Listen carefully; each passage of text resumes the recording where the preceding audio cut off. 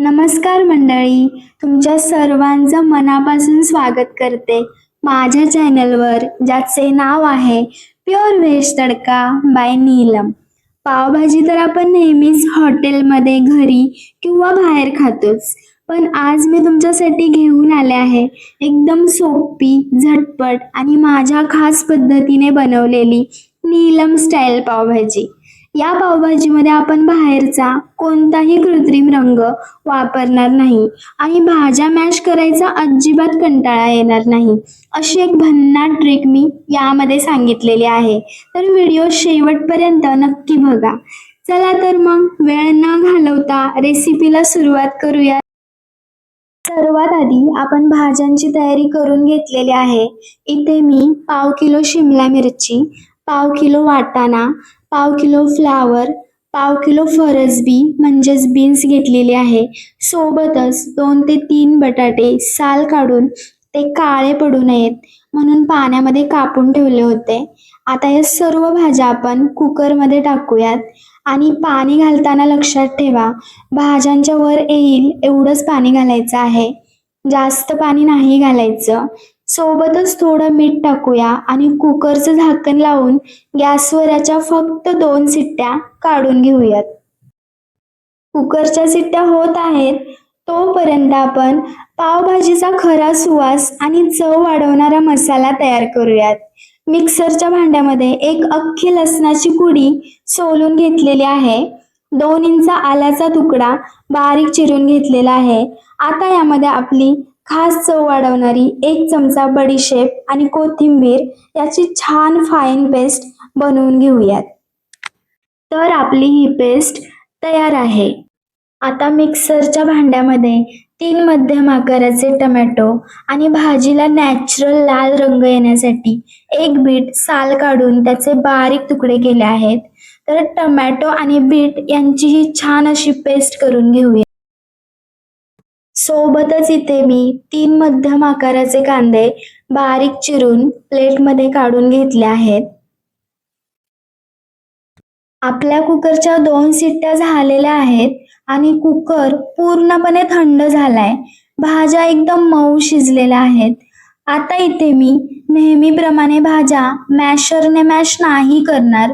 आपण या भाज्या पूर्णपणे थंड करून घेऊ आणि मिक्सरच्या भांड्यामध्ये टाकून फक्त 2 ते 3 सेकंद पल्स मोडवर फिरवून घेणार आहोत. बघा, अशा प्रकारे आपल्या भाज्या एकदम छान बारीक आणि एकजीव झालेल्या आहेत. यामुळे भाजीला टेक्स्चर खूप छान येतो. आता मसाला फ्राय करून फोडणी देऊयात. आता गॅसवर तोच कुकर ठेवला आहे. तुम्ही हवं तर कढई सुद्धा वापरू शकता. यामध्ये आपले मसाले छान परतले जातील एवढंच तेल घालूयात. तेल गरम झालं की बारीक चिरलेला कांदा यामध्ये टाकूयात आणि तो छान गुलाबी रंगावर परतून घेऊयात. कांदा परतत आला की त्यामध्ये 1 चमचा हळद आणि आपण जी तयार केलेली आले, लसूण, बडीशेप आणि कोथिंबीरची पेस्ट होती ती यामध्ये टाकूयात. याचा कच्चा सुवास जाईपर्यंत छान असं याला तेलामध्ये परतून घेऊयात. यानंतर यामध्ये सुके मसाले टाकूया. 1 चमचा धने पावडर, 1 ते 1.5 चमचा कांदा लसूण मसाला आणि यामध्ये टाकूया पावभाजी मसाला. हे मसाले तेलामध्ये छान मिक्स करून घेऊयात. याला छान असं परतून घेऊयात आणि मसाले जळू नयेत म्हणून लगेचच यामध्ये टोमॅटो आणि बीटाची पेस्ट टाकून घेऊयात आणि सोबतच थोडी कोथिंबीर सुद्धा घालूयात आणि या सर्व मसाल्यांना छान असं मिक्स करूयात. तेल सुटेपर्यंत याला आपण परतून घेणार आहोत. त्यासाठी थोडंसं पाणी ओतून मंद आचेवर झाकण ठेवून याला वाफवून घेऊयात. बघा, मसाल्याला किती छान सुंदर तेल सुटलंय आणि रंग अप्रतिम आलाय. आता या तयार मसाल्यामध्ये आपण मिक्सरमधून बारीक केलेलं भाज्यांचे बॅटर टाकूयात. मसाला सोबतच हे बॅटर छान एकजीव होईपर्यंत मिक्स करून घेऊयात. आता यामध्ये चवीनुसार मीठ टाकूयात आणि आपण आधी सुद्धा भाजी शिजवताना मीठ टाकलं होतं, त्यामुळे आता थोडंच मीठ टाकायचं. आता गॅसची फ्लेम एकदम मंद करूयात आणि झाकण ठेवून 10 मिनिटांसाठी भाजी छान अशी मुरून देऊयात, जेणेकरून मसाल्यांची चव भाज्यांमध्ये उतरेल. 10 मिनिटं झालेली आहेत आणि मस्त गरमागरम चवदार आणि सुवासिक अशी नीलम स्टाईल पावभाजी बनवून एकदम तयार आहे. तर तुम्ही बघू शकता रंग किती नॅचरल आणि सुंदर आलाय.